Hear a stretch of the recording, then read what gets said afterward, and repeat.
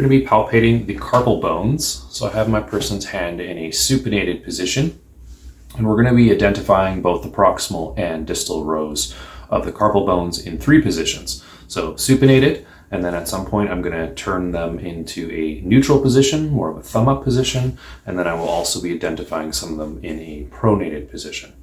But I'd like to start in supinated and start to orient ourselves where the carpal bones are. So one thing I'm going to take an advantage of kind of identifying them to begin with is what is known as a flexor crease. So if you easily kind of look, you'll see some wrinkles across the anterior part of the crease. Almost everybody gets those. So if you just kind of feel in this general area with the palm in a relaxed position, you will actually start to feel a couple carpal bones stick up. The 2 more obvious ones, one closer to the thumb, right in this area, is scaphoid, and the one more in line with the 5th finger is going to be pisiform. So these are 2 really easy carpal bones to identify on the anterior surface of the carpals here.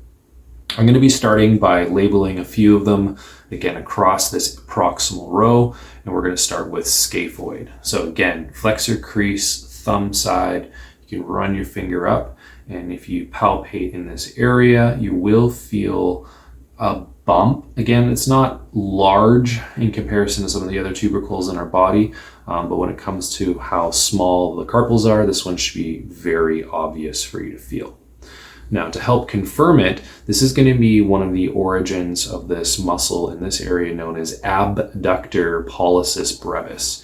So I'm going to ask my person, I'm going to show her, I'm going to lift up her thumb like so. I'm going to add a little resistance to that. Great.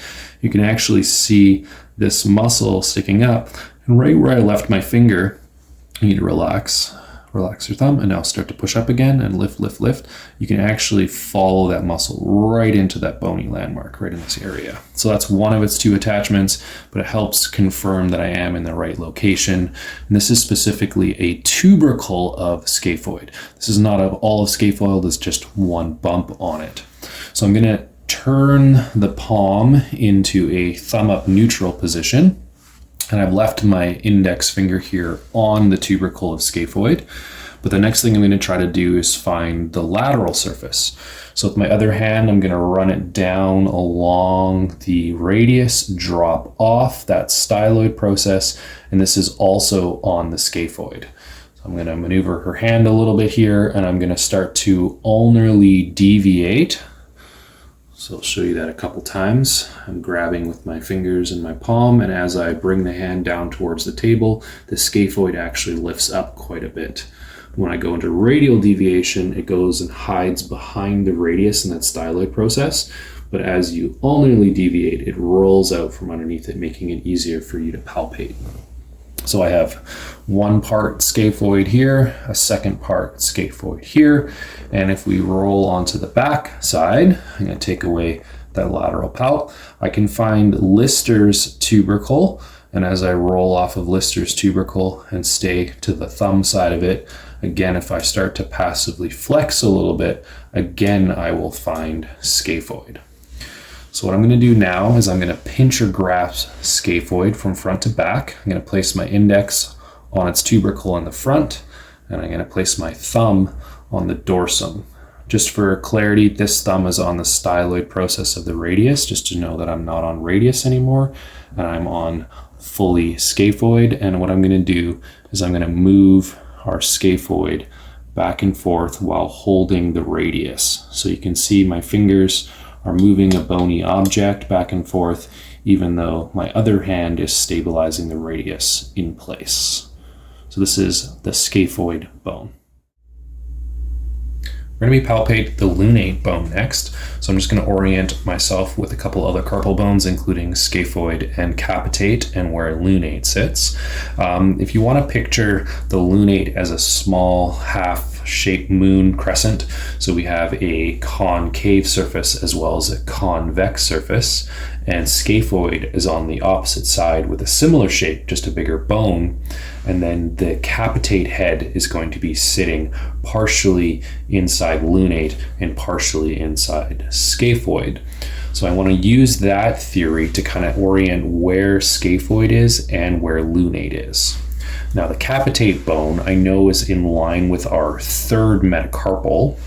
So I'm actually going to use that third metacarpal, follow it proximal. Here's the base of that third, and this is where capitate is. I'm going to add a little flexion in the wrist, and right underneath my thumb, right in this area, it starts to lift up. So this is our capitate bone.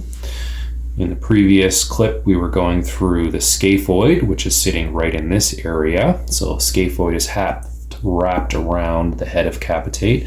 So then if I went to the opposite side, which is almost more in line with your ring finger, this is where lunate is going to go. Another way to think about that is that on the distal radius, the two bones that articulate with it are scaphoid and lunate. So I know that this is the ulna, and this is the space between the head of the ulna and the radius right here. So we have lunate in this part of it, and I have scaphoid in this part of it with capitate in between the two of them. So I'm going to roll off the dorsal tubercle of the radius. If I head towards the thumb, which is laterally, I'd be more on the scaphoid bone. But if I rolled towards the ring finger, I would be more on lunate. In that same fashion I went for capitate, I'm going to passively flex the wrist, which brings lunate out from underneath the distal radius. And if you went into more extension, it disappears and this becomes quite soft. Again, I'm going to passively flex it to pull out lunate.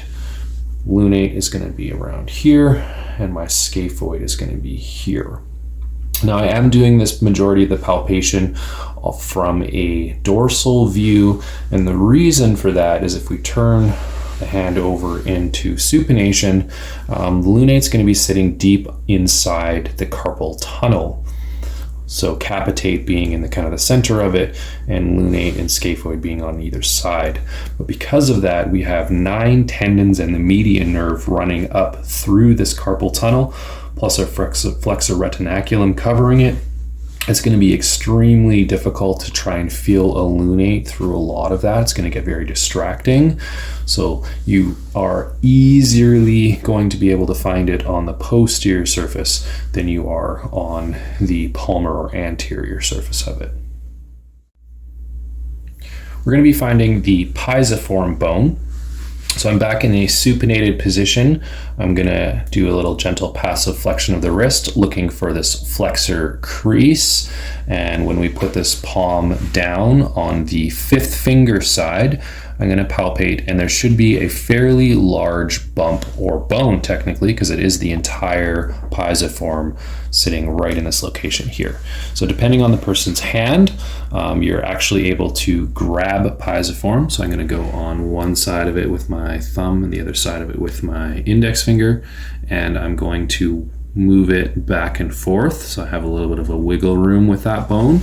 It's a little bit harder to move it anterior, posterior, but more medial, lateral, proximal, distal. And what I'm going to ask then is to confirm it with a couple different muscles and tendons. So the first object that attaches into it's coming down from above, being flexor carpi ulnaris, and that attaches into the pisiform. But then heading distally, we have abductor digiti minimi. So I'm going to take advantage of this more thenar and hypothenar muscle group. So this being hypothenar, I'm going to ask my partner here to abduct her pinky finger, push it out to the side. And if you look very carefully right in this area, she does it as much force as she can, you'll actually see quite a bit of pull going right to where my finger is off of pisiform. Good. If you started to lift up your palm and do a little bit of ulnar deviation for me, I'll add a little resistance. So right in here, you're seeing a very distinct line coming from that abductor plus flexor carpi ulnaris. And now relax. And they're both merging at this pisiform location. So we got a couple muscles that I can use, but this really should not be a hard, bony object to find. Pisiform, the 4th carpal in this proximal row here.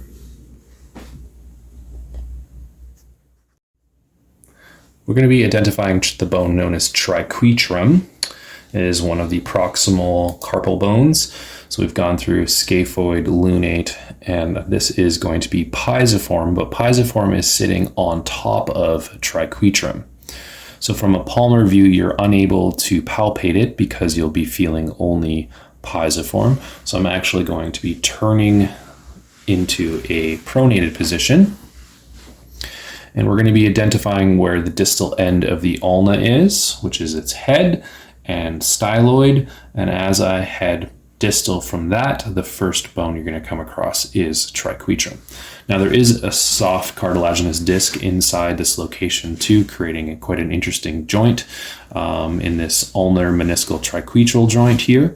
But you can notice as I do ulnar deviation, there is a lot of range of motion available going into ulnar deviation. And that is because there's a soft disc in here, versus if I went into radial deviation, you actually hit the radius into scaphoid quite early.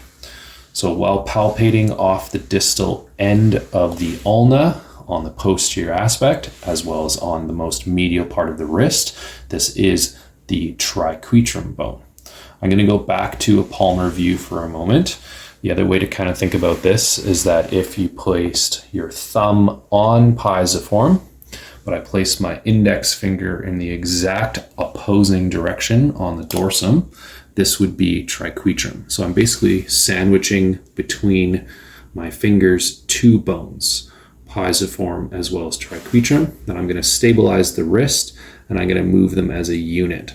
So I'm grabbing both of them and doing a dorsal palmar movement with my fingers, and I can quite easily feel the movement of both pisiform and triquetrum right inside this location. There's not a lot to triquetrum other than helping with that ulna and articulation on the medial aspect, and then obviously it's a platform for the pisiform, which is sitting into the palmar aspect of the hand. So that is going to be it for triquetrum. We're going to be palpating trapezium next. So I'm actually going to orient myself with the first metacarpal of the thumb. So I'm going to be turning this to the side. This is the metacarpal phalangeal joint right in this area. So that would make this the head of the first metacarpal, which is a little bit thicker. And then as I travel proximal up it, it narrows through its shaft. And then as we get to the most proximal part of the metacarpal right in here, it thickens again at its base. So I have the head, shaft, and then base of this first metacarpal. And I want to use this metacarpal, and I can move it back and forth right in here. And as I go even more proximal to it, this is the carpal metacarpal joint between trapezium and the first, and then this bone right here is trapezium. So now that I'm moving that first metacarpal, I can actually feel the base of it moving back and forth, but my fingers are not moving. Or if I was a little bit more proximal than that, I can actually feel that metacarpal shifting between my fingers. So this is one way for me to help to identify where trapezium is. And it is again that carpal metacarpal joint for the thumb, which we know as a saddle joint. So that thumb has quite a bit of movement available for it. We can go into more of an abduction as well as adduction. I can bring it up into extension and I can perform some flexion at it. But then again, that thumb can also rotate, which we will call going into a opposition movement of the thumb at, again, this CMC carpal metacarpal joint. All right, I'm turning the palm over into a palm up supinated position, and I'm going to orient the scaphoid tubercle from a previous video. And again, at this flexor crease on the palmar side, this is the tubercle of scaphoid. And if I'm heading towards the thumb, the scaphoid is going to be articulating with trapezium. So with pressure down on the tubercle, it needs to be quite solid. Roll off of it, heading in the direction of the thumb, and you'll actually come off of the tubercle of scaphoid and get onto the tubercle of trapezium. So I'm going to place one finger back on scaphoid here, versus my index finger is on another bump right in this area, and that is of trapezium. I'm going to again do a quick check, and I'm going to rotate the metacarpal. I do not feel any movement happening underneath either of those two fingers, which means I know I'm not on the base of the metacarpal, but there was a distinct difference between scaphoid and trapezium. As we get closer in towards the palm of the hand, The previous tubercle helped with the movement known as abduction of the thumb, but now the tubercle of trapezium and in this kind of motion, which is going to be more flexion, or you could check using the motion of opposition. So I'm actually going to put my finger and ask my partner here to flex their thumb by pushing it forward. And this muscle tissue right here is flexor pollicis brevis, and that is going to be heading directly towards this tubercle of trapezium itself here. Okay, let's relax. I'm going to change back to a neutral position. Again, I'm going to be doing a three-dimensional grab this time. So in the front, in the palm, I have the tubercle, and on the dorsum, again, I'm just going to do a quick check. I'm definitely not on that, and I can feel independently I'm moving trapezium. If you want to try something a little bit more challenging, we're going to orient the wrist with one hand grabbing scaphoid, and then with the other hand, I'm going to grab trapezium, and you can actually feel the difference in shift between scaphoid and trapezium. One other way of kind of orienting these two bones are extremely close together is using what's known as the anatomical snuff box. So I'm going to ask my person to stick their thumb way up in the air, and on the more posterior border, which I'm tracing with my finger right now, this is the thumb muscle known as extensor pollicis longus, and a little bit more to the palmar side right here, this is extensor pollicis brevis. So if I roll off the radius into the snuff box here, this is scaphoid, but if I traveled up the metacarpal and dropped off there, this right here is actually trapezium. Now relax your thumb for me, let it go. So I have one index finger on scaphoid and one index finger on trapezium. And if you do ulnar and radial deviation, you can actually feel the joint between those two of them. Again, quite a small movement, small area, but two carpal bones inside this location right here that are both moving. Okay, so we've gone through three-dimensional orientation of trapezium and its tubercle, and that is going to be concluding our palp for trapezium bone.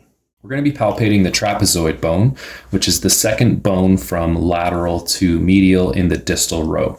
First bone being trapezium, and then moving over, the second one being trapezoid. One way that I like to memorize the TR bones, as I call them, of the wrist, there's three of them. We've had triquetrum, trapezium, and now trapezoid, are the Zs are in the distal row, or Zs if you prefer it that way.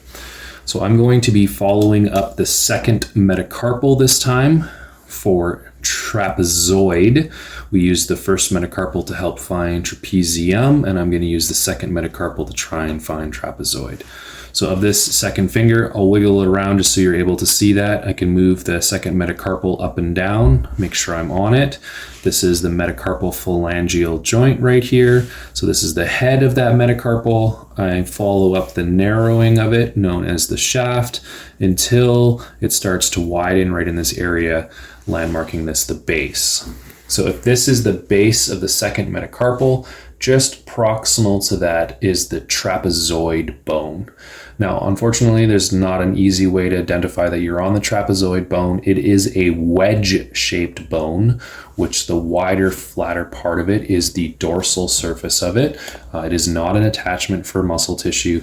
It is more of a bony articulation, and it helps form a part of the palmar arch of your hand because of its wedge-shaped. So the wider part being the dorsum, but again, if you went over to a palmar aspect, there is no way you're going to be able to feel the narrowing or the sharper part of that wedge shape because it's deep underneath a lot of musculature. So it is going to help create a little bit of this arch because it has a wider dorsum and a narrow anterior surface. So again, orient yourself up. You could try to find trapezium lateral to it, head a little bit more medial towards that index finger. You can move the wrist around a little bit, but there's not going to be an obvious guarantee that you're on the trapezoid other than orienting yourself. We're going to be palpating the capitate bone. Now the capitate bone, I like to call the keystone. So all the carpal bones are all basically around it. It has a very obvious large round head, and then it has a kind of square bodied base to it. Now, to help us kind of orient that shape, the base is in line with our third metacarpal on this part, and the head actually faces proximal with having both scaphoid and lunate on either side of it. So what I'm going to use is this third metacarpal to help me go up along, plus I'm going to try to find where the center of the wrist is.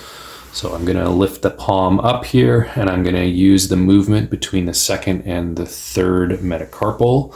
Here is the head of that third. I'm going to follow it up in that interosseous space between the bones until there isn't one. So right in here, these are the bases of both 2 and 3. As I push down on them, you can see a little bit of wiggle happening in the fingers, showing me that I'm still on those 2 metacarpals. When I'm on the third, just proximal to that, in the center of the wrist here, is going to be the capitate bone.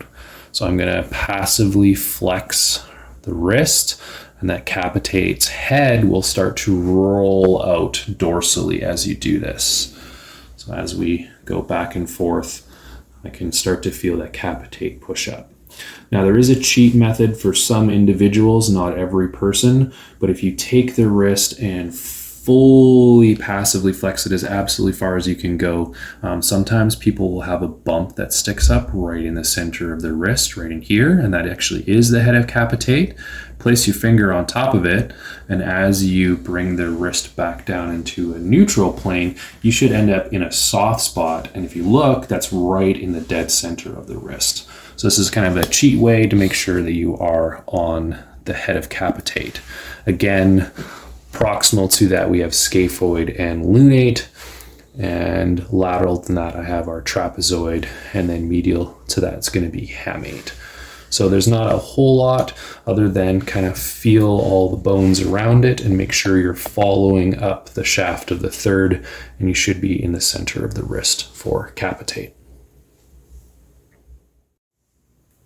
We're going to be finding the hamate carpal bone, the last of the distal row, the most medial. So what I'm going to be doing is orienting myself with the 4th and 5th metacarpal. So I'm moving them up and down right now. And once I've kind of identified, making sure I'm near that head of the 5th, I'm going to follow up along its shaft here until it widens. So this would be the base of the 5th and 4th. And just proximal to both of those is the dorsal surface of the hamate bone. So we have the triquetrum proximal to that and the hamate right in this location. It's not really easy to make sure you're on it from a posterior view, other than knowing that you can feel the 4th and 5th. There's a lot of movement to that 5th metacarpal, and then the hamate is just proximal to that. Now, it's actually easier to find and prove hamate from a palmar view. So we're going to be turning the palm up now. And where you're going to find pisiform. So again, I'm on that 5th finger side near that flexor crease, and I can easily identify where the pisiform bone is. I'm going to leave an index finger on it. And what you want to do is roll off of it distally. So that's part 1.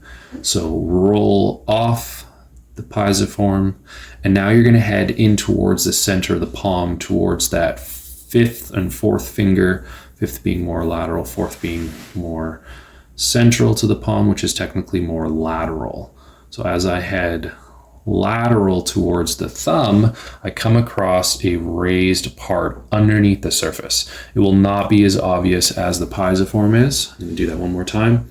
So I'm on pisiform, I roll off of it, I head laterally into the center of the palm, and I'm going to do a gentle medial lateral scrub, and there is a bony object known as the hook of hamate sticking up underneath. Pisiform and the hook of hamate. Now, the hook of hamate becomes the origin of the muscle known as flexor digiti minimi manis. So I'm going to ask my person to do this action while I add a little resistance to their proximal phalanx. Go ahead and lift up. Good. So this muscle right in here is flexor digiti minimi manis. And I'm going to get you to relax. I'm going to sink into that hook and just start to lift up again. And I can easily feel that muscle's attachment into the hook of hamate. Take caution when you're pushing around in this location, just because the ulnar nerve is going to be going past here. Again, it does not stick up as high as pisiform, so you will have to sink a little bit. Just make sure you're not causing too much neurological pain or any shooting tingling going down into their pinky finger as you're looking for it. So again, this is where hamate sits. It is in the distal row on the most medial aspect of the hand, and that is going to conclude all of the carpal bones.